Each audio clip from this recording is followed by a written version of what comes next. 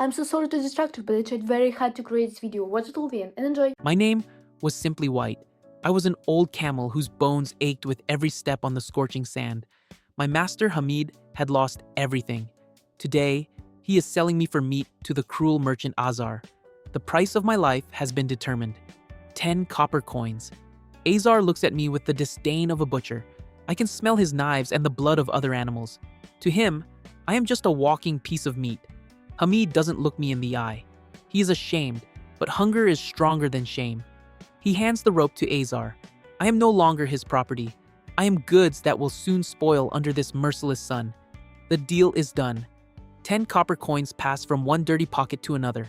My life has been valued and sold. I am on my knees waiting for the end. Strength has almost left my old body. My vision goes dark.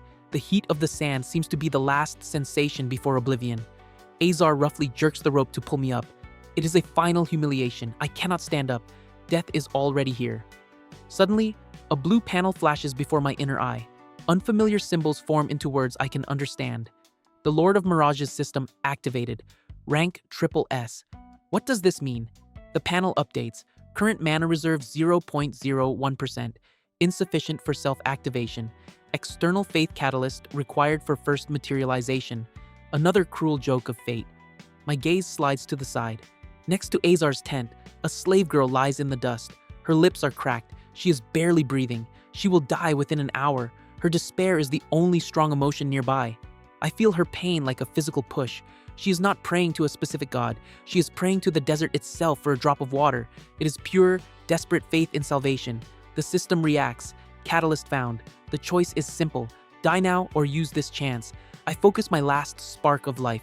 I direct all my fading will into a single thought, to create the image of water before her. A small puddle. It takes everything. 0.01% of mana burns out completely. My consciousness fades. I have staked my life for an illusion. Azar laughs loudly, seeing me finally topple onto my side. Hamid turns away. He doesn't want to see my agony, but the girl sees. Her dull gaze stumbles upon the mirage, upon a shimmering puddle of clean, cool water a meter away from her. Impossible. Her eyes widen. A mad hope flares in them. She begins to crawl. Her body is a collection of skin and bones, but her will is unbending. She crawls toward water that does not exist. Azar falls silent. He looks at the slave, then at me, then back at the empty space before her. He sees nothing, but her actions make him doubt. She reaches her hands out to the mirage. Her fingers touch the illusory surface, and in that moment, her absolute faith becomes a bridge between illusion and reality. The system howls from the influx of energy. Mirage materialized. The water is real. It splashes beneath her hands. The girl drinks greedily, gasping with happiness. The sound she makes is the sound of a saved life. My calculation was correct. I survived. A mechanical voice rings out in my head. Received 100 distortion points. Faith level of the first follower is critical. Connection established. New energy fills me. It is not warmth. It is a cold power. My body is still weak, but my mind is clearer than ever. 100 points. This is my starting capital. I am already analyzing how to use it. Azar watches what happened with his mouth agape. His brain is trying to process a miracle. First shock, then greed. He looks at me with new eyes. I am no longer meat. I am a goose laying golden eggs. He shouts that the deal is cancelled, that I am a sacred animal. He tries to grab me. He doesn't want to pay anymore. He wants to take me by force. His two guards draw their curved sabers and begin to surround me. The situation has changed. The threat has become more direct. I analyze the situation. 2 armed men and 1 greedy merchant. My physical condition is deplorable. Direct confrontation is impossible. My only weapon is distortion points. I have 100 of them. I open the system menu in my mind. Basic functions, creation of illusions, materialization of illusions through faith, transformation of existing objects into an illusion. The last option is the most expensive. A plan forms instantly. The target is not the guards. The target is Azar. His weakness is his greed, his coin pouch on his belt. I must strike his mind, not his body. I make a calculation. Create an illusion of scorpions inside his pouch. The system gives the cost. 50 distortion points, half of my capital. A high price, but an acceptable risk. Victory will pay off the investment. I confirm the action. 50 points disappear from my account. I concentrate my will on the leather pouch at Azar's belt. The reality inside it distorts. Gold ceases to be gold.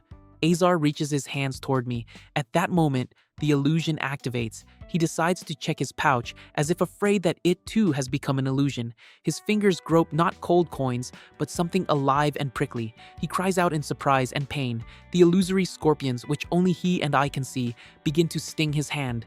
His own brain makes the venom real. He feels a burning pain. Azar screams in terror. He tears the pouch from his belt and throws it away. Ordinary coins spill out of the bag. The guards only see their master screaming and shaking his hand for no reason. He falls to the sand, writhing in convulsions. For him, the illusion continues. He sees scorpions crawling over his clothes. To everyone else, he has just gone mad. Fear is the best weapon. The guards freeze in confusion. Their commander is defeated by an invisible enemy. Their morale is broken. They look at me with superstitious terror. They no longer see me as prey. They see a demon. Hamid is looking at me too. In his eyes, there is no fear, but a reverent awe. He slowly backs away, realizing he has sold no ordinary animal. He has witnessed the birth of a power. The saved girl crawls over to me. She has found the strength to get on her knees. She rests her head on my leg. It is a gesture of total submission and worship. She whispers a single word, Savior. Her faith gives me another 10 distortion points. My balance is now 60, but more important than points is her status. She is my first priestess, my voice and my hands in the human world. I have ceased to be simply white. I have become a mirage, an entity that controls the boundary between truth and fiction. Illusion has become my reality, and my reality will become their nightmare. I slowly rise to my feet. The old pain is gone, replaced by the cold energy of the system. I turn my back on the caravan, on the people, on my past life as a beast of burden.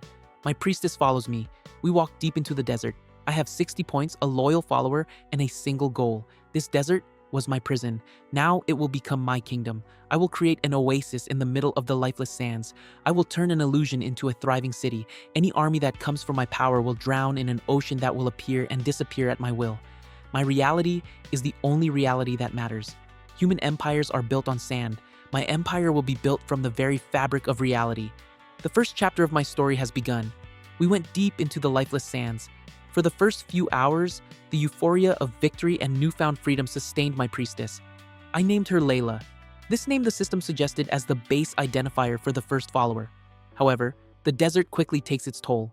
The euphoria evaporates along with the sweat. We had 60 distortion points and the faith of one exhausted girl. My body remained the body of an old camel. My legs still ached. By evening, Layla began to stagger. The water she drank at the caravan had already left her body. We needed new water and food, and most importantly, shelter for the night. The nocturnal predators of the desert do not fear illusions. I checked the system. My current balance was 60 points. Creating a simple mirage costs 1 point. Creating a mirage with the possibility of materialization costs at least 2. Efficiency depends on the follower's faith. Our economy was simple. I spent points on an illusion. Layla believes in it. The illusion becomes reality.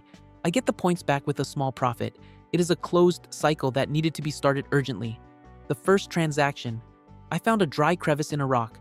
I spent 2 distortion points to create the illusion of a small spring inside. Water slowly dripped from moss that did not exist. Layla saw this. There was no doubt in her eyes. Her god had pointed her to the source of life. She fell to the crevice and began to drink. Her faith was absolute. The illusion became 100% real. System notification. Received 3 distortion points. Cost 2. Net profit 1 point. My balance is now 61. It works, but it is disastrously little for survival. Now, food. Food is more complex than water. It is complex organic matter. I found a nearly dead bush. I spent 3 points to create the illusion of a few ripe berries on its branches. Layla picked them without hesitation. She ate them and felt a surge of strength. Her faith worked flawlessly again. The system reported receiving 4 points. Again, a profit of 1 point. Balance 62. We were surviving, but not developing. 2 points of net profit per cycle. We needed shelter. Night was approaching. I saw rocky formations on the horizon. It was our only hope. We walked for another hour. Layla held onto my fur. She was weak, but her spirit was strong. She saw in me not an animal, but a deity. This blind faith was my most valuable resource. We reached the rocks just as the sun had almost disappeared. It was a ridge of weathered sandstone, many caves and crevices, perfect shelter from the wind and predators. But we were not alone. I heard a howl. Jackals, a whole pack. They had caught our scent. They saw us as easy prey, an old camel and a weakened girl. Dinner is served. Layla shuddered and pressed against me. Her fear was a problem. Fear breeds doubt. Doubt weakens faith. If her faith falters, our economic engine will stop. I could not let that happen. I had to protect her. I opened the system menu. Combat options. Creating an illusory warrior cost 100 points. I had 62. Not an option. Creating an illusory weapon for Layla was 15 points. Useless? She is no warrior. A different approach was needed. Not force against force, but mind against instinct. I analyzed the jackal's behavior. They are fast, aggressive, and rely on pack tactics. Their main strength is speed and onslaught. Their weakness lies in the same thing. They completely trust their eyes and instincts. They do not expect a trick from reality. I decided to use their own speed against them. The plan was risky and required precise timing. I found a narrow passage between two rocks. It was the only way to a small cave where we could take shelter. I led Layla there. The howling grew louder. The pack was approaching. I could see their silhouettes in the gathering dusk. 7 or 8 of them. Enough to tear us to pieces. Layla began to pray. Her prayer was directed at me. This strengthened our connection. I used this channel to convey to her not words, but a sensation of absolute confidence and control. Her trembling stopped. The jackals burst into the passage. The alpha charged ahead. Their eyes burned with a hungry fire. They were 10 meters away from us. The time had come. I opened the system menu. Illusion of a solid stone wall. 10 meters wide, 3 high. Cost 20 distortion points. Duration 30 seconds. I spent almost a third of my capital for 30 seconds of illusion. I confirmed the action. My balance dropped to 42 points. And in that same instant, right in front of the rushing pack, a wall appeared out of nowhere. It looked absolutely real, with cracks and moss. There was a dull thud, then a few more. The alpha and the 2 jackals following him slammed into the illusion at full speed. Their instincts didn't have time to react. They couldn't understand where the wall came from. The pack descended into chaos. Squeals of pain and surprise rang out. The jackals huddled together, growling at each other. Their coordinated attack had failed. Their world had turned upside down. 30 seconds later, the wall vanished just as suddenly as it had appeared. Before them stood me, an old white camel, and a fragile girl. No trace of the wall, only their wounded kin. For their primitive minds, this was beyond comprehension, inexplicable and terrifying. They looked at me. There was no longer hunger in their eyes. There was only primal terror of the supernatural. The alpha, tail tucked, was the first to turn and bolt. The rest of the pack followed him. They ran without looking back. The victory was complete and achieved without a single physical blow. Layla stared at the spot where the wall had just been. Her eyes shone. This was not just salvation, this was a confirmation of her faith. She had witnessed a miracle. The system issued a notification. Follower Layla's faith has been significantly strengthened. Materialization efficiency increased by 10%. Profit from each transaction will now be higher. This was a massive reward. My 20 points had paid off handsomely. Not only did I save our lives, but I upgraded my primary asset, the faith of my priestess. My balance is still 42 points. We entered the cave. It was small and dry, a perfect refuge. We were safe, at least for tonight. I took stock of the first day of our new life. We escaped certain death. We created a stable cycle of resource acquisition. We survived our first mortal threat. We found a temporary base. It was a success, but the price was high.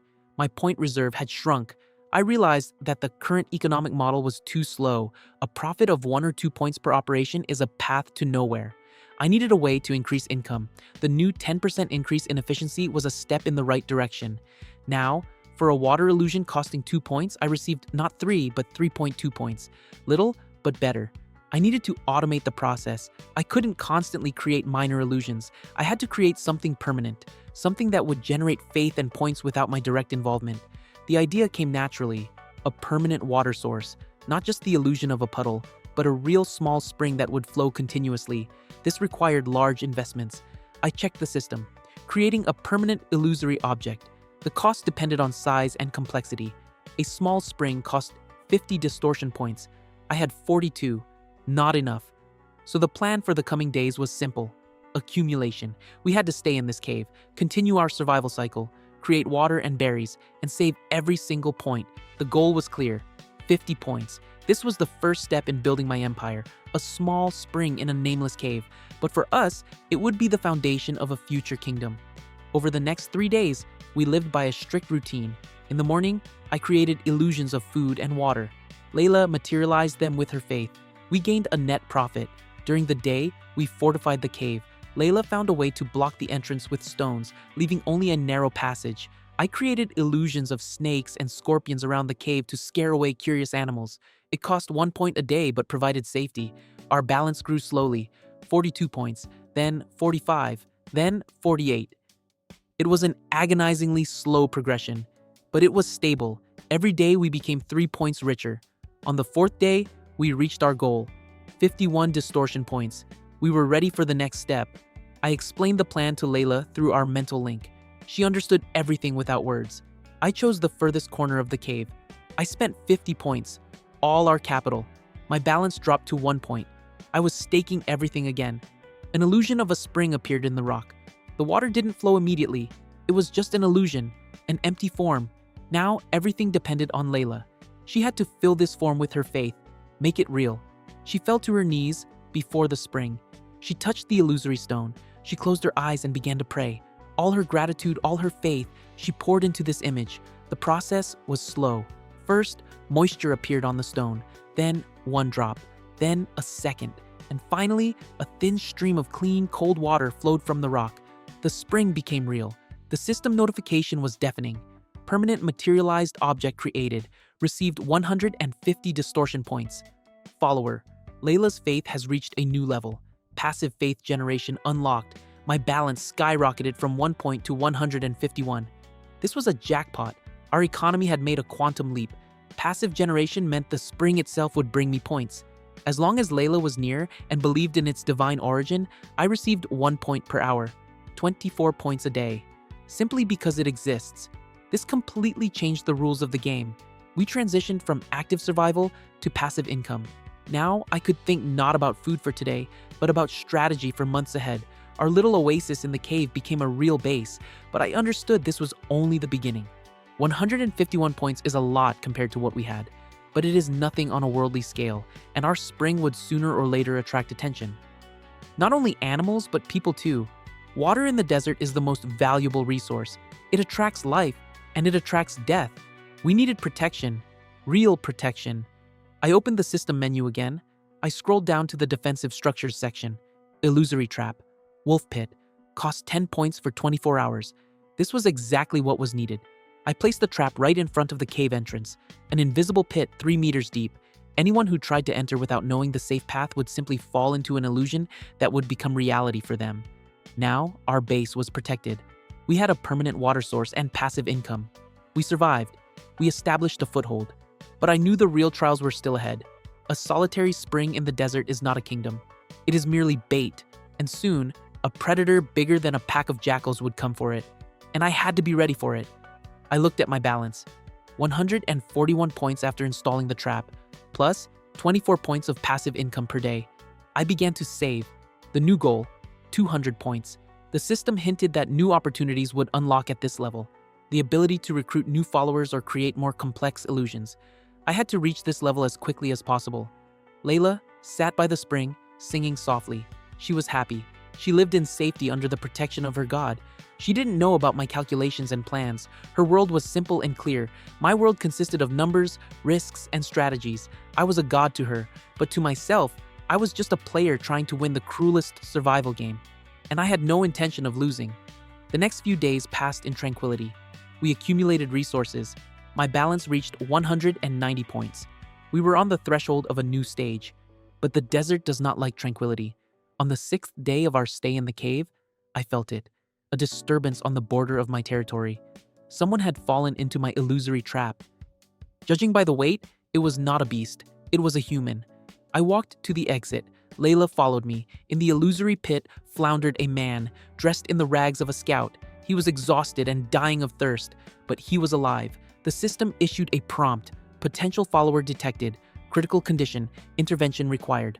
I faced a new choice: save him and gain a new believer, or let him die. Saving him would cost points, and a new person is a new mouth to feed, but also a new source of faith. My economy could double. The risk was great, but the reward could be enormous. I began calculations. We had survived and grown stronger, but we were alone. Building a kingdom requires not only faith, it requires hands, feet, and knowledge. This man could become our first real subject. I made a decision. We expand. I ordered Layla to help me pull him out. A new chapter was beginning, a chapter about transitioning from surviving as a pair to creating the first society, and I was ready for it. Our life support system was working, but it was fragile. One believer is a single point of failure. Growth required more people, more faith, and the man in the trap was the first candidate for this role. Layla looked at him with compassion. To her, he was a suffering human being. To me, he was an unoptimized asset. Saving him required expenses. His death offered nothing. A simple economic choice. I deactivated the illusory trap. It cost 1 point. My balance, 190 points. The man fell to the bottom of what was now a real pit. He was unconscious. We lowered him a rope we found in his own gear. Layla struggled to pull him out. He was heavy. The muscles of a scout, even in an emaciated state, weighed a lot. We dragged him into the cave and laid him next to the spring. His breathing was shallow. First problem. He was unconscious. He couldn't believe. I couldn't create an illusion of water for him and make a profit. I could only give him real water from our spring. These were direct expenses with no return. Layla gave him water. He drank greedily, not even regaining consciousness. His body fought for life. She moistened his forehead and cracked lips. Her actions were dictated by humanity. Mine, by silent calculation. An hour later, he came to. He opened his eyes and saw the cave ceiling. Then, he saw Layla. Then, me. He tried to sit up, but weakness wouldn't allow it. His gaze was sharp and evaluative. He showed no gratitude. He scanned the surroundings, the spring in the corner of the cave, the food supplies we had accumulated, and the two of us, a girl and an old camel. His scout's mind worked at full capacity. He spoke. His voice was hoarse. "Who are you? Where am I?" Layla began to tell him about the divine savior, about the miracles. I saw a spark of skepticism ignite in his eyes. He didn't believe a single word she said. This was the second problem, and it was much more serious. His skepticism was poison to my system. He didn't just disbelieve, he actively doubted. This created interference in our connection with Layla. My passive income of 1 point per hour began to fluctuate. Sometimes it dropped to 0.8. The presence of an unbeliever weakened my priestess's faith. He was not an asset, but a liability, a loss-making enterprise. He introduced himself as Kasim, a scout from a caravan that was caught in a sandstorm. He was left to die. He had survived for 3 days until he stumbled upon our cave. He was a pragmatist to the core. He tasted the water from the spring.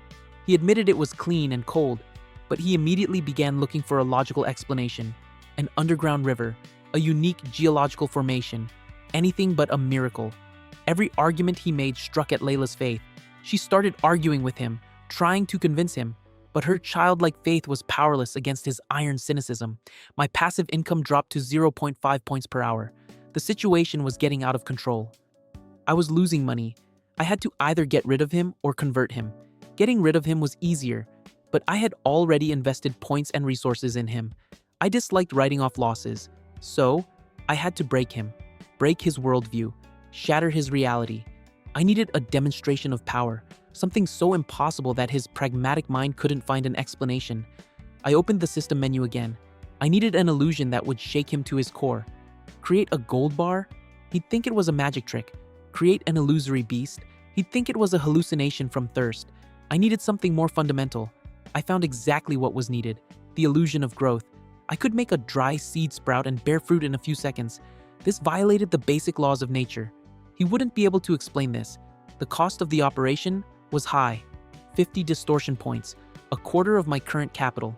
It was a massive gamble. If he didn't believe, the points would burn irrevocably, and my passive income would remain low. But if he did believe, if his skepticism was replaced by faith, the influx of points would be colossal. Passive income would double. It was a risk worth taking. I conveyed the plan to Layla. She had to play her part. She had to present it as a ritual, as a god's answer to her prayers. It had to look not like a trick, but like a sacred act. She understood perfectly. She took a single date seed from our supplies. She walked over to Kasim. She told him she would show him the power of her god. He smirked. He sat back, ready to expose another trick. Layla placed the seed on a flat stone. She fell to her knees and began to pray. She asked me to bestow life upon this dead desert. Her voice was full of sincere faith. I activated the illusion. 50 points disappeared from my account. My balance dropped to 140. I focused all my will on the small seed. The process began. At first, nothing happened. Kasim was already starting to look bored. But then, the seed cracked. A tiny green sprout emerged from it. It began to grow right before his eyes. The smirk slid off Kasim's face. He leaned forward. His eyes widened. The sprout turned into a thin stem. The stem reached upward, bending and covering itself with leaves. It was happening too fast. The laws of biology were broken. A small palm tree grew 30 centimeters in 10 seconds. A flower appeared at its top. Kasim opened his mouth. He couldn't believe his eyes. The flower bloomed, and in its place, an ovary began to form. A small green date. It grew, swelled, changing color from green to brown. A minute later, a miniature palm tree stood on the stone with a single ripe date at its top. Layla finished praying. She took the date and held it out to Kasim. He hesitated to take it.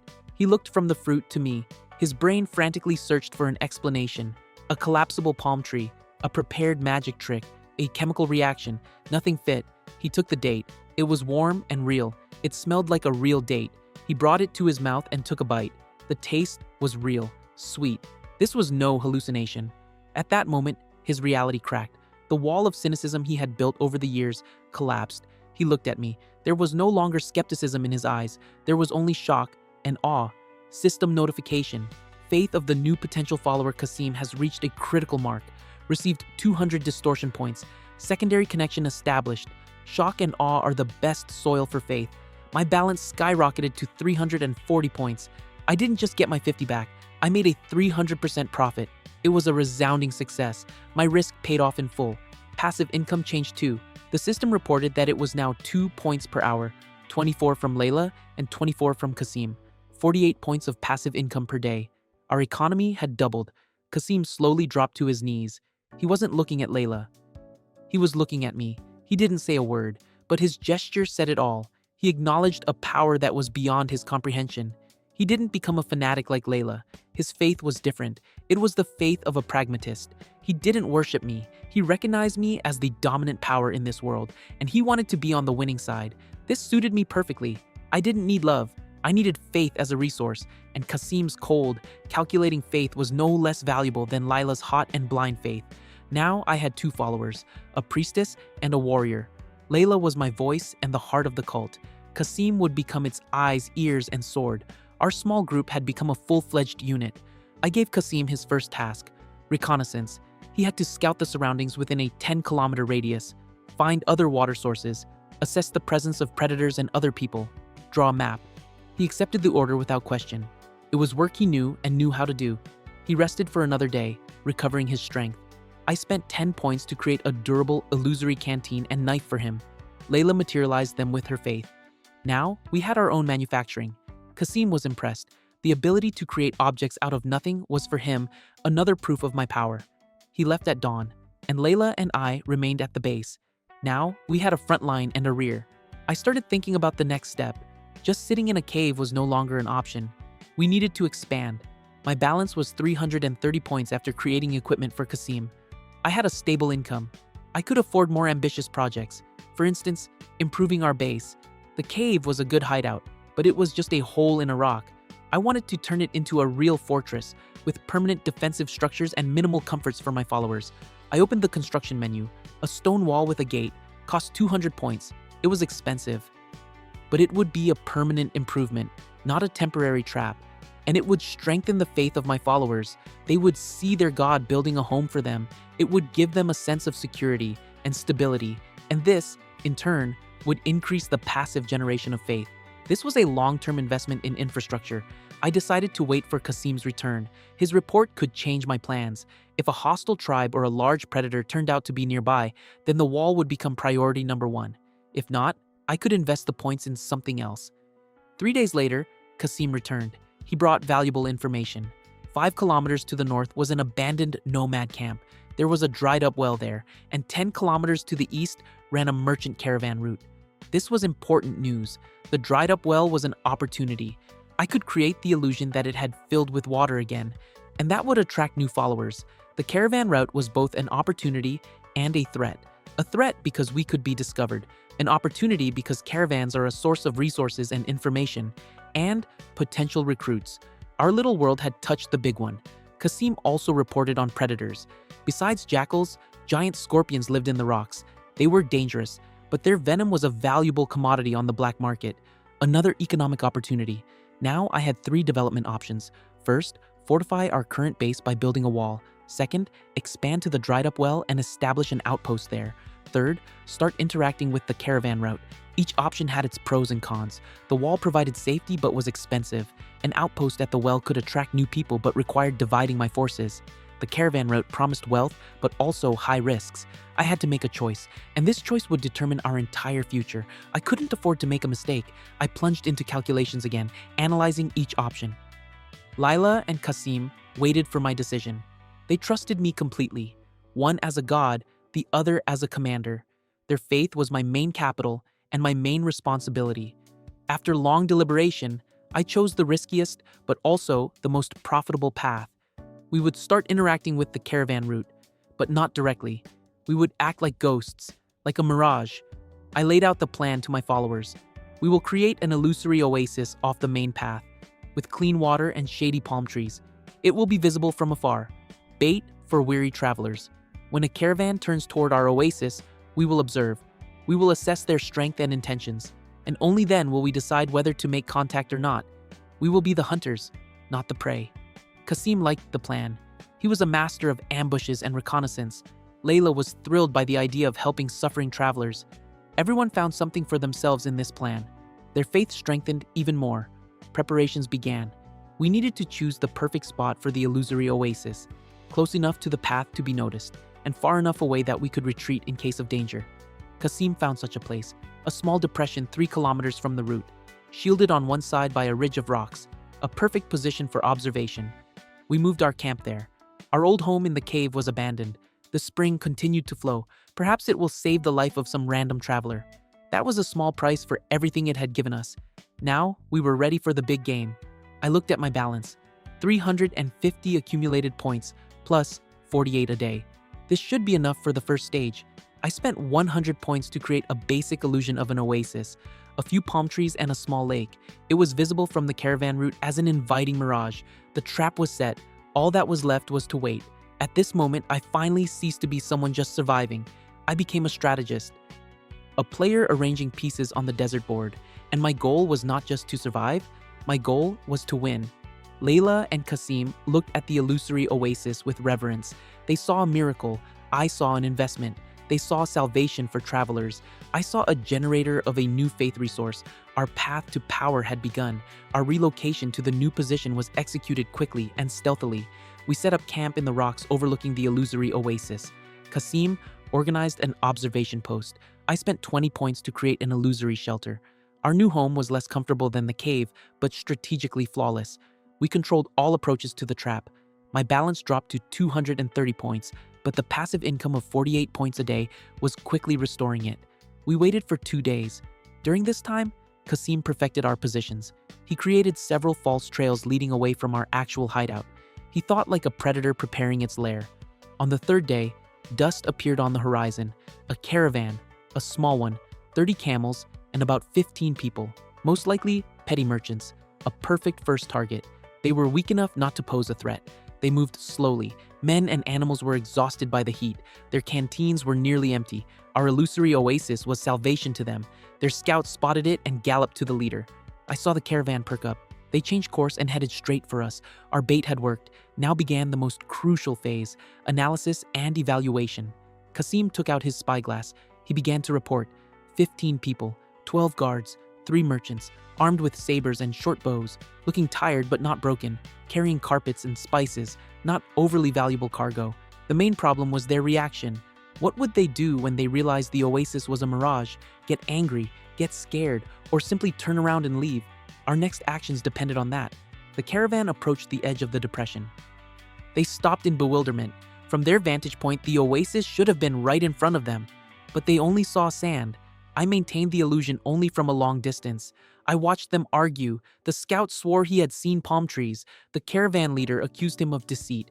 They were confused. This was the perfect state for manipulation. Their reality was already shaken. I decided to move to the second stage of the plan. I ordered Layla to go down to them. She was to play the role of the priestess of a mysterious oasis. She was to invite them to enter. Layla was scared.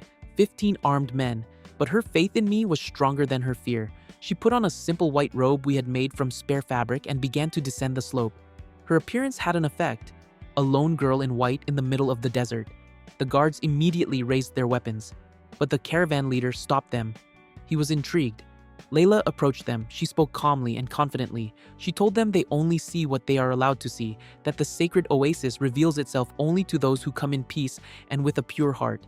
It was pure improvisation on her part, but it worked perfectly. She created an aura of mystery and divine intervention. The merchants grew interested. Greed and curiosity outweighed caution. The caravan leader asked her who she was. Layla answered that she was a servant of the Lord of Mirages, the god of this desert, and that he was ready to share his water with the worthy. It was risky. I could appear weak. But the caravan leader was smarter than I thought. He saw an opportunity in this. He said they came in peace and were ready to pay for water. He pulled out a small pouch of silver coins. Layla, at my mental command, refused. She said her god had no need for mortal money. He accepts a different payment, faith. She offered them to enter and quench their thirst. This was the key moment. They had to make a choice. Believe her and walk into an empty depression, or deem her mad and leave. Their collective faith was what I needed for the next step. After a brief conferral, they agreed. Their thirst was too strong. They decided to risk it. They walked into the depression, following Layla. Their eyes were full of hope and disbelief at the same time. When the last man stepped into the depression, I activated the full illusion. 100 points were spent. Around them, out of nothing, an oasis appeared. Palm trees, a lake with cool water, birdsong. The effect was staggering. The men froze in shock. A moment ago, there was only sand here. Now they stood in paradise. Their brains couldn't process this transition. It was a true miracle. One of the guards dropped to his knees. Then another. They began praying to their gods. The merchants just stood with their mouths agape. Their pragmatic world had collapsed. Layla led them to the lake. She said they could drink. The caravan leader was the first to approach the water. He scooped up a handful and brought it to his lips. His eyes widened. The water was real. At that moment, their collective faith flooded into my system. 15 people believed in a miracle. It wasn't one fanatic, but a whole group of pragmatists broken by reality. System notification. Received 500 distortion points. 15 new potential followers detected. Group faith level is medium. My balance jumped to 630 points. 500 points for 100 spent. 400% profit. My risky strategy had paid off in spades. I didn't just get points, I gained control over an entire caravan. The men drank the water. They rested in the shade of the illusory palms. They looked at Layla with reverence. She had become a prophetess to them, and I, the god who stood behind her. Now I had to consolidate my success. Simply giving them water wasn't enough. I had to give them something more, something that would bind them to me forever. I decided to offer them a deal. Through Layla, I addressed the caravan leader. I said I saw his need, that his caravan was poor and his goods cheap, and that I could help him. I could turn his cheap spices into the rarest incense. He looked at me with disbelief, but he had just seen the desert turn into an oasis. He was ready to believe anything. He asked what the price was. I answered, 10% of his future profits, and his oath that he would spread the story of the miraculous oasis to everyone he met. He would be my first merchant and my first advertising agent. He agreed without hesitation. 10% is nothing compared to the chance to get rich. He ordered a sack of turmeric brought forward, a cheap and common spice. I spent another 50 points. I created an illusion that altered the appearance and smell of the spice. The turmeric transformed into desert rose saffron, legendary incense that cost 100 times more. The merchant scooped up a handful. He couldn't believe his eyes or his nose. It was genuine saffron. The illusion was so strong that it became reality for all the senses. He fell to his knees and swore loyalty to me. Not out of fear, but out of greed. He saw in me not just a god, he saw an endless source of profit. This was the strongest faith of all. The caravan stayed in our oasis for one day. During that time, I learned a lot from them. About the political situation in the region, about the sultan who ruled the nearest city, about bandit gangs. This information was priceless. It was worth the points spent.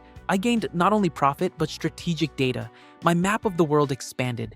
The next day, the caravan departed. With a sack of incense and a story of a miracle, I knew that soon rumors of the Lord of Mirages would spread across the desert. This was the beginning of my legend. After they left, I took stock. My balance was 580 points. I had 2 permanent followers and 15 temporary ones who now worked for me. My passive income hadn't changed, but the potential for growth was enormous. I deactivated the illusion of the oasis. It became desert again. This was necessary for security. I didn't want random travelers stumbling upon it without my control.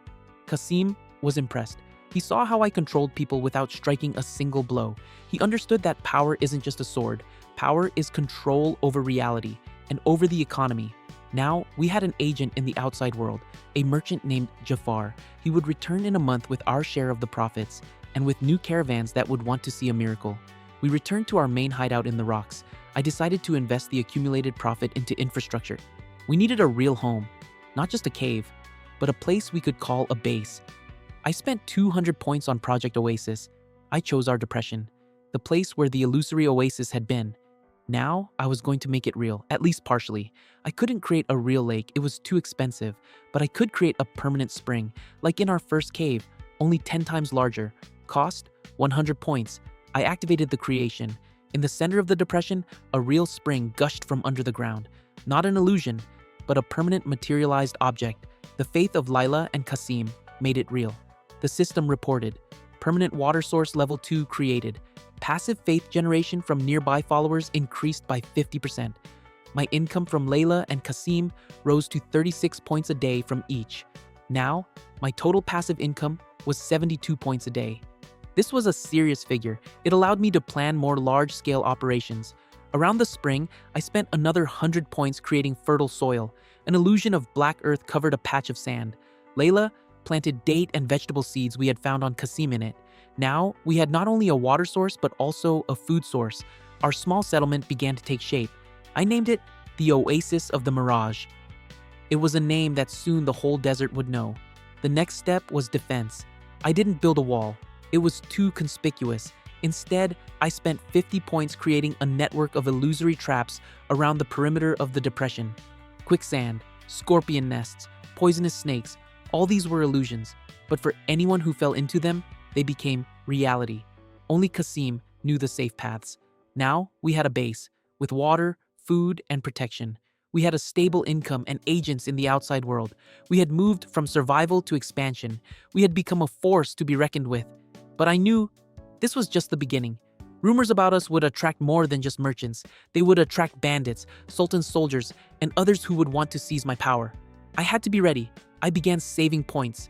The new goal, 1,000. At this level, the system promised to unlock new abilities, creation of illusory warriors. This was exactly what we needed, an army that didn't need food or water, an army that appears from nothing and disappears into nowhere, an army that would make my kingdom impregnable. While waiting for Jafar's return, we worked on settling in. Kasim taught Layla basic self-defense. I experimented with minor illusions, honing my skills. One day, Kasim brought me something interesting. He had caught a giant scorpion. He managed to immobilize it without killing it. He suggested using it as a guard animal. The idea was good, but I went further. I spent 30 points to create an illusion of submission. I placed it on the scorpion's mind. Its wild instincts were replaced by a simple command. Defend the oasis. It worked. The scorpion became our first pet and first guardian. It patrolled the perimeter, striking terror into anyone who might wander towards us. We were getting stronger every day. I felt my power growing, how reality bent to my will. I was no longer an old camel waiting for death. I was the Lord of Mirages, and my game was just beginning. A month passed. Our oasis transformed. The first sprouts appeared in the garden beds. The spring formed a small lake. Our scorpion guard scared away several jackals. We lived in peace and prosperity. My balance reached 1,300 points. I was ready for the next stage, but I waited for Jafar. His return was to be the signal for the beginning of a new phase of our development. And then one day, Kasim reported that a caravan had appeared on the horizon, much larger than the last time. It was Jafar. He had returned, and he wasn't alone. He brought 3 more caravans with him, merchants who had heard his story and wanted to see the miracle with their own eyes. My advertising campaign had worked better than I expected. Jafar brought me my share. several chests of silver and goods, and also new clients. My economic empire began to grow. I met them the same way as the first time. First, an empty depression. Then, the miraculous appearance of the oasis. The effect was even stronger. Dozens of people fell to their knees. I received over 1,000 distortion points at once. My balance surpassed 2,500. The system issued a notification. New level reached. Ability Illusory Warrior unlocked. Now I could create soldiers out of sand and wind. This completely changed the balance of power. I was no longer defenseless. I could fight back against any enemy. But I didn't show them this. I played the role of a generous god again. I gave them water. I turned their goods into something more valuable. And I took an oath of loyalty and 10% of profits from them. My network of agents expanded. Now I had 4 merchant caravans working for me. They would carry the fame of me throughout the desert and bring me even more wealth and faith. When they left, I was left alone with the new reality. I had resources. I had an army. I had territory. I had become a true ruler. But with great power comes great attention. I knew the next person to come to my oasis wouldn't be a merchant. It would be the Sultan's army, and I had to be ready for war. I began preparations. I created my first illusory warrior. He looked like a human but was made of compressed sand. He was strong, fast, and absolutely obedient. Creating one warrior cost 10 points. Maintaining him cost 1 point per day. I could create an army of 250 men. But that was unreasonable from an economic standpoint. I needed a garrison, not a standing army. 10 warriors to guard the oasis. This cost 100 points to create and 10 a day to maintain. Acceptable expenses. I created 10 sand guards. They took up posts along the perimeter. Qasim became their commander. Our oasis turned into a real fortress. Now we were ready. We waited. We knew they would come. And we knew we would give them a fight where reality and illusion would collide. And the one who controlled them better would win. 10 sand guards took their positions around the perimeter of the oasis of the Mirage. They looked like men in ancient sandstone armor. Their faces were hidden. Only Qasim knew they were not living warriors. My balance of distortion points after their creation stood at 2,400. Daily expenses to maintain them, 10 points. Passive income, 72. I was still in the black. Now we had a garrison. But a garrison needed a command post, a place from where Qasim could coordinate the defense and from where I could observe everything happening. I spent 50 points to create an illusion of an observation tower. It materialized on an elevation in the center of the oasis, a tall, round tower with a wide field of view. Qasim was impressed. He immediately took his post. From this tower, he could see the entire depression and approaches to it. It wasn't just a building, it was a strategic asset. We began sowing the fields. Layla, with the help of a few vagabonds we had saved earlier, planted seeds. Every seed placed in my illusory fertile soil needed faith. I spent 1 point for every planted plant. It was expensive, but every sprout yielded a profit, small at first, but when the crop ripened, the profit would be substantial. The first problem arose with distribution. Among the saved vagabonds was an old merchant named Malik. He was cunning and greedy. He tried to appropriate a portion of the grown food for himself. His actions undermined my system. He did not believe in my right to own the harvest. He saw in this only an opportunity for personal gain. His skepticism began to affect the other vagabonds. I could not allow this. I needed absolute control. Layla wanted to explain the rules to him. Qasim wanted to punish him physically. I chose my own path, the path of psychological pressure. I spent 30 points. An illusion formed in Malik's mind. Every time he tried to touch food, it turned to sand. He saw it with his own eyes. At first, he thought it was a joke. Then, he began to panic. He tried to eat, but every date, every handful of rice he picked up turned to dust. He was starving in plain sight of well-fed people. This was an exemplary punishment. No one but him saw the illusion. To the rest, he simply refused to eat. His body weakened. His mind broke. In 3 days, he turned into a frightened madman. The other vagabonds looked at him with horror. They understood. Their god saw everything, and their god punished those who disregarded his rules. Faith in me strengthened. My passive income rose to 80 points a day. Malik was banished from the oasis. I lifted the illusion from him as soon as he was outside my borders. He walked into the desert. Maybe he will die. Maybe he will tell of my power. Both outcomes were beneficial. Now order was established. Everyone understood that I was watching them, and that my power was not just a miracle, but also law. The oasis began to function as a single organism. Housing construction began. We couldn't live in tents forever. I spent 150 points creating an illusion of a sandstone quarry. The material materialized as soon as they started mining it. The vagabonds turned into builders. They believed they were mining stone, and their faith made the illusion reality. From these stones, they began to build the first houses and storehouses. This strengthened their faith in me. Kasim commanded the work. His pragmatism was useful. He organized people. He assigned tasks. He was a manager, not a fanatic, and this made him indispensable. Layla was my voice. She spoke with the people. She explained my will to them. She was the bridge between my non-human mind and their human understanding. She was the heart of the cult. Our oasis grew. The first structures appeared: a storehouse for the harvest, several small houses, defensive towers that I materialized on the borders of the depression. They looked like colossi of sand. I spent 20 points on each tower, 4 towers in total. It cost 80 points, but they were a permanent defensive structure. My balance dropped to 2,200. Passive income was 80 points a day. Expenses for the garrison and towers, 10 plus 8, 18 points a day. Net profit, 62 points a day. Progress was evident. Our oasis had become a small settlement. Its population grew to 40 people. These were refugees and vagabonds attracted by rumors of the miraculous oasis, and each of them brought me points of faith. The system notified me. Follower count reached 40. Total passive income increased to 120 points a day. My economy continued to grow. Now I had enough resources to start building serious objects. My goal was not just an oasis. My goal was a city that would dominate the desert. The first step toward a city. Water supply. A spring was good, but water needed to be distributed. I spent 100 points creating an illusory system of irrigation canals. The channels stretched throughout the oasis.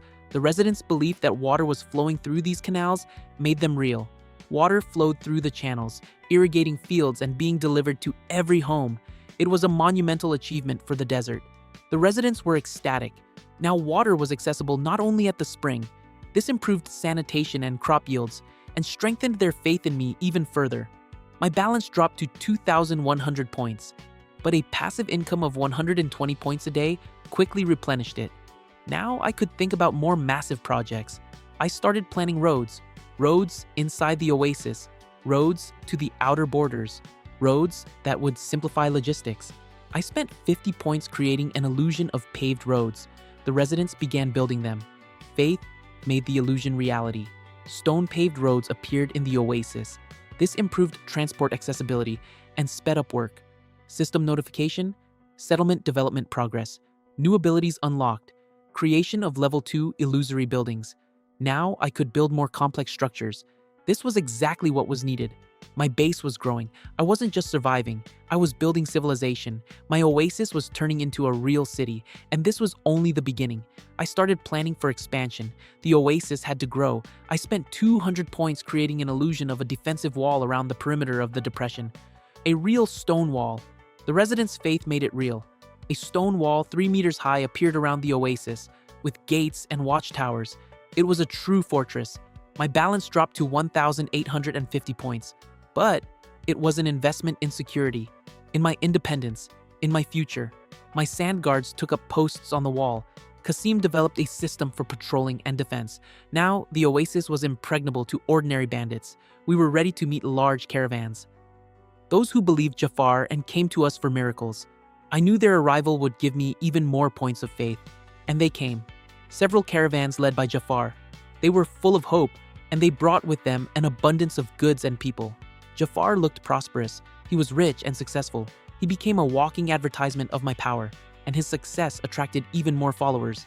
This time, I didn't hide the oasis. I opened it completely.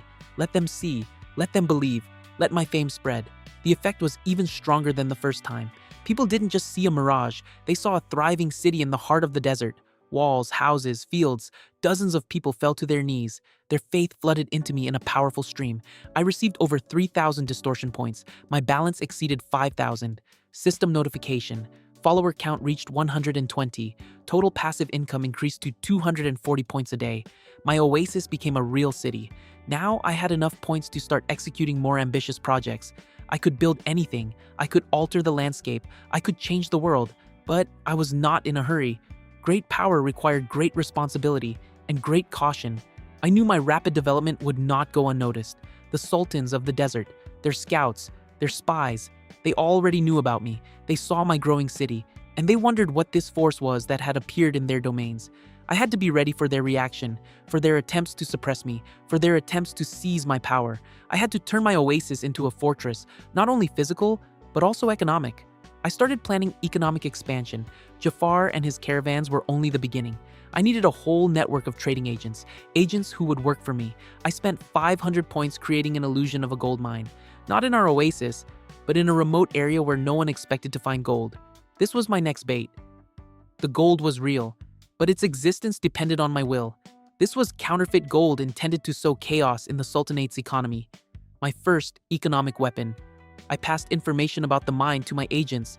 They would spread it across the desert. I knew this would cause a gold rush and attract new followers to me.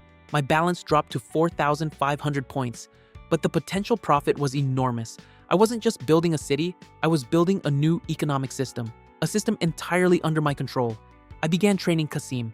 He was to become my general. He was to command my sand guards, and he had to understand the logic of illusions. I spent 100 points creating illusory armor and a saber for him. They were light but durable, and they gave him confidence in battle. His faith in me grew stronger every day. Layla continued to be my voice. She managed the cult. She trained new followers. She was the spiritual leader of the oasis, and her faith was my main support. We were growing. We were getting stronger. We were ready for any threat. I was the Lord of Mirages, and I was going to prove that my reality is the only reality that matters. My oasis was turning into a real city. New houses were being built. Fields were expanding. Walls were being fortified. We were ready for the battles ahead. Battles not just for survival, but for domination. My economy was stable. My army was ready. My followers were loyal. I was ready for the next stage, the stage of direct clash with the outside world. I looked at my balance. 4,200 points. This was enough to create a whole army, but I wasn't going to spend them on direct battles. My weapon was more subtle and deadly. Economy, politics, diplomacy. I was going to use all these tools to conquer the desert. My goal was not just to survive, my goal was to rule. I felt the approaching storm. Caravans returned with news. The gold rush had begun. The sultans were worried. Soon, they would come. But I was ready. My oasis was a beacon in the desert, a beacon of hope for some, a beacon of terror for others, and it was my creation, my reality, and no one could change that. I was the Lord of Mirages, and my game was just beginning. The next step was decisive, and I was ready to take it. My kingdom was growing, and it would grow further. The victory over Khalid the Black brought us not only war booty but also a reputation. Now, the oasis of the Mirage was known as a cursed place, a place where armies dissolve into thin air. But I knew this reputation wasn't eternal. Sultan al-Qadir was a cunning ruler. He wouldn't believe in a curse. He would look for a logical explanation for my power. My balance of distortion points was 800, passive income, 300 a day. This was enough to maintain current illusions and slowly accumulate resources.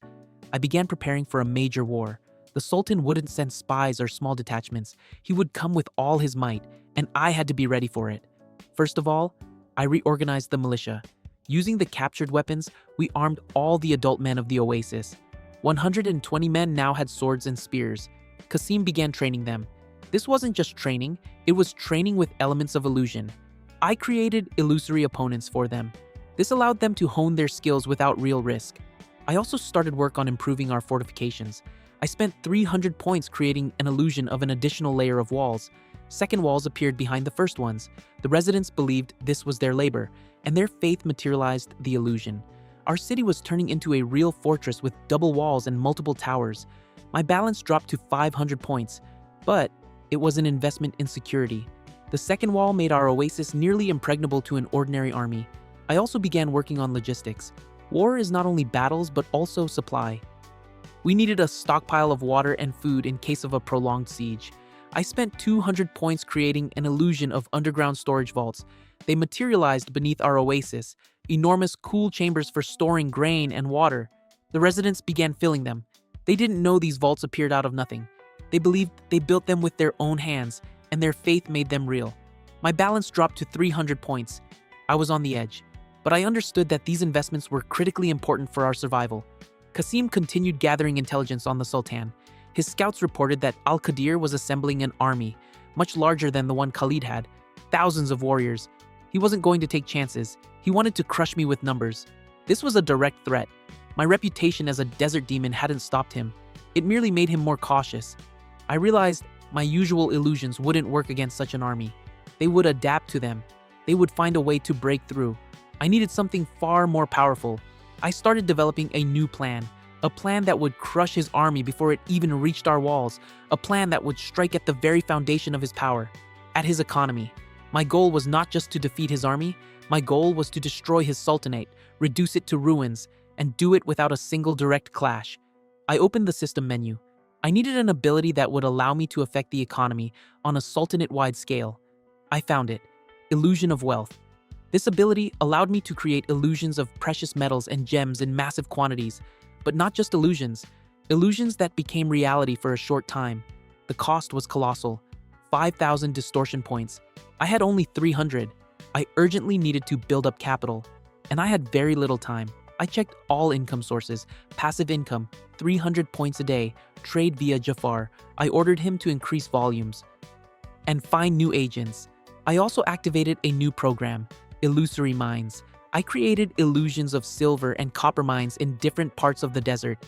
I knew this would attract new prospectors. I spent 100 points on each mine, 3 mines in total, 300 points. My balance dropped to 0. I bet everything once again. It was a desperate move, but it was necessary.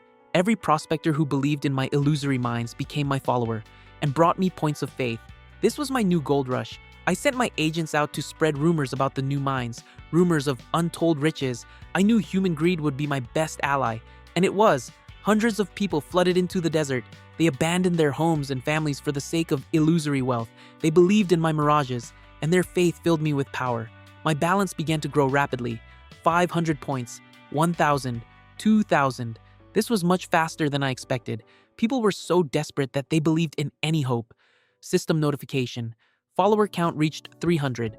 Total passive income increased to 600 points a day. My economy exploded.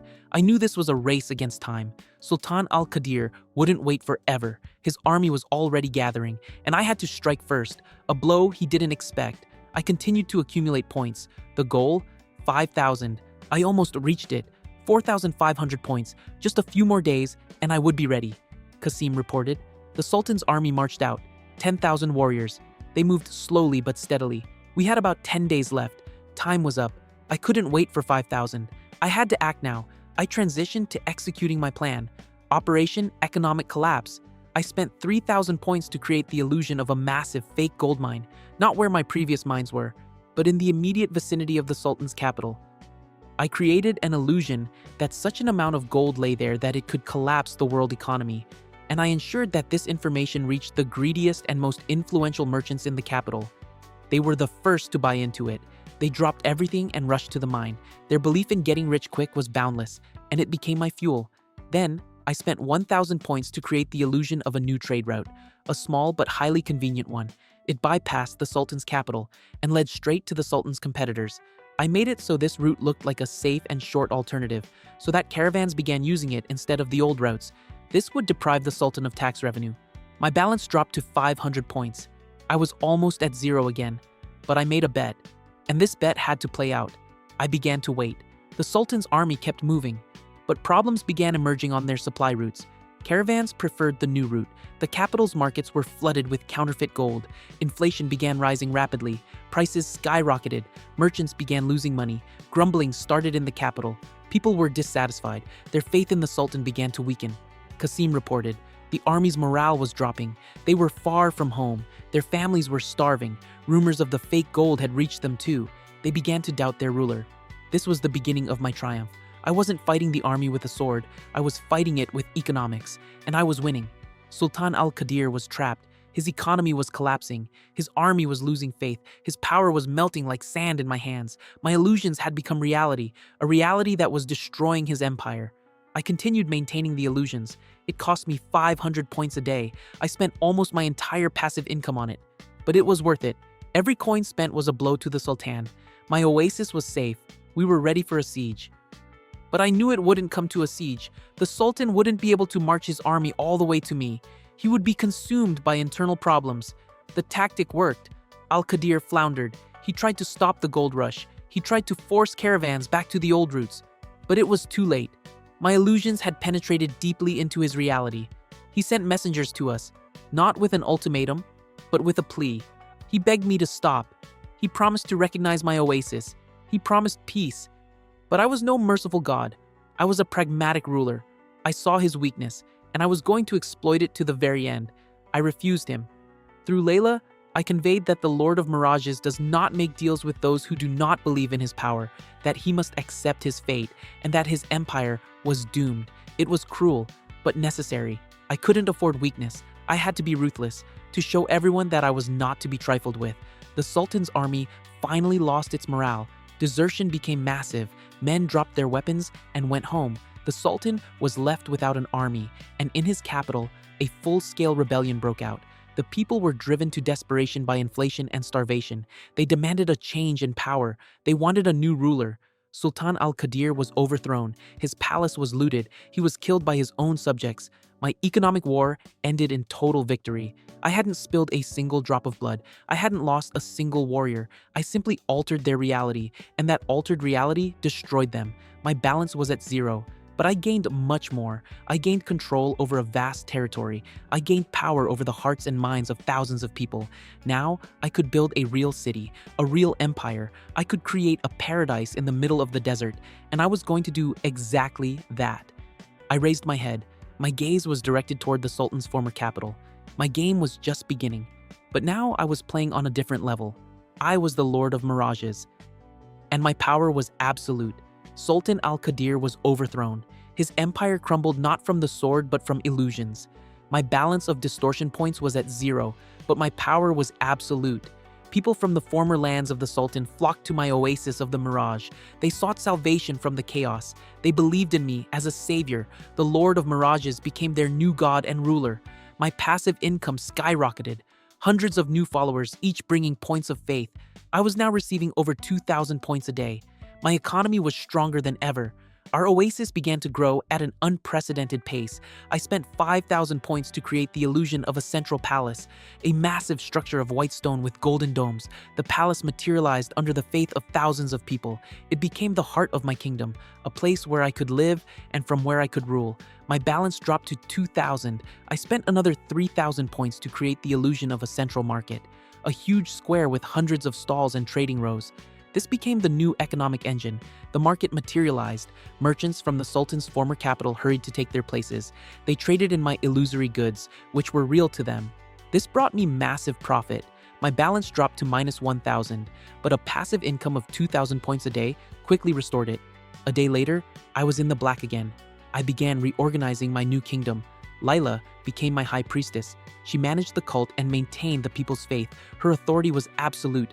Qasim became my military commander. He recruited and trained a militia from the ranks of new followers. He taught them to wield the real weapons we had captured from Khalid. But my true army was different. It was my illusory warriors. I began creating them again. Hundreds of sand guards. They were invisible to most but real to enemies. I spent 5,000 points creating an army of 500 sand guards. My balance dropped to minus 3,000. But it was an investment in security. My kingdom needed protection. Daily expenses for maintaining the army, 500 points. Passive income, 2,000. Net profit, 1,500 a day. My economy was fine. We built a real system of governance. Layla handled spiritual matters. Qasim, military ones. I controlled economics and strategy. My kingdom operated like clockwork. But the world was not at peace. My success drew the attention of two neighboring sultanates, Sultan Hamza from the Western Sultanate and Sultan Tariq from the Eastern. They had seen the fall of al-Qadir. They knew I was the cause of it. They feared me, but they also saw my power, and they wanted to seize it. They sent their envoys, not with threats, but with proposals. Sultan Hamza offered me an alliance against Tariq. Sultan Tariq offered an alliance against Hamza. Both wanted to use my power for their own ends. I didn't trust them. Their words were empty. Their intentions were hidden. I wasn't going to be anyone's pawn. I decided to play my own game. I received the envoys. Through Layla, I conveyed to them that the Lord of Mirages was ready to consider their proposals. But first, they must prove their loyalty. I demanded that each sultan gift me 1,000 elite warriors, not for war, but for training. I said I wanted to teach them the secrets of my power. It was audacious, but they were desperate. They feared each other, and they feared me. They agreed. A month later, 1,000 warriors from each sultan arrived at my oasis. This was a huge problem. 2,000 armed men in my city. They could mutiny. They could try to capture me. I had to control them. I spent 10,000 points creating an illusory training camp, a massive proving ground in the desert. It was full of traps and trials. The warriors were sent there. They believed they were undergoing training under the Lord of Mirages himself. In reality, they were in my trap, a trap made of illusions. There, I broke their will. I made them fight shadows. I made them overcome impossible obstacles. I instilled in them absolute faith in me. In 2 months, 2,000 warriors were broken and reforged. They returned to my oasis as my devoted followers. They believed in me boundlessly. My balance dropped to minus 5,000, but I gained 2,000 new followers. My passive income surged to 4,000 points a day. My economy had made another quantum leap. I sent the warriors back to their sultans with a message. The Lord of Mirages does not need allies. He needs subjects, and he awaits their fealty. The sultans were in shock. Their best warriors returned changed. They spoke of miracles and divine power. They refused to obey their former rulers. This was the beginning of my direct clash with them. They realized I wasn't just a partner. I was a new player who intended to seize their lands. Sultan Hamza was more aggressive. He gathered his army, 50,000 warriors. He declared war on me. He swore to destroy me. Sultan Tariq was more cautious. He saw Hamza's strength, and he saw my strength. He hesitated.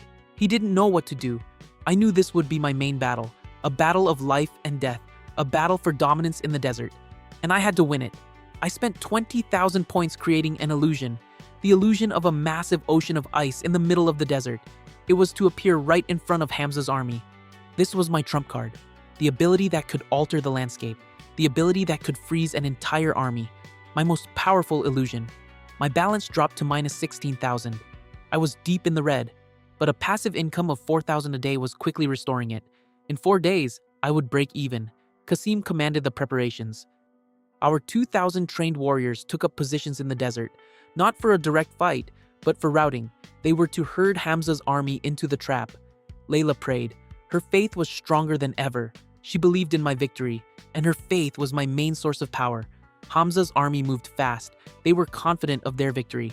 50,000 against my small oasis. It was easy prey. They entered my zone of control. My trained warriors appeared before them like mirages. They didn't attack. They simply pointed the way to the illusory ocean. Hamza's army followed them. They thought these were their scouts. They were certain they were marching to victory.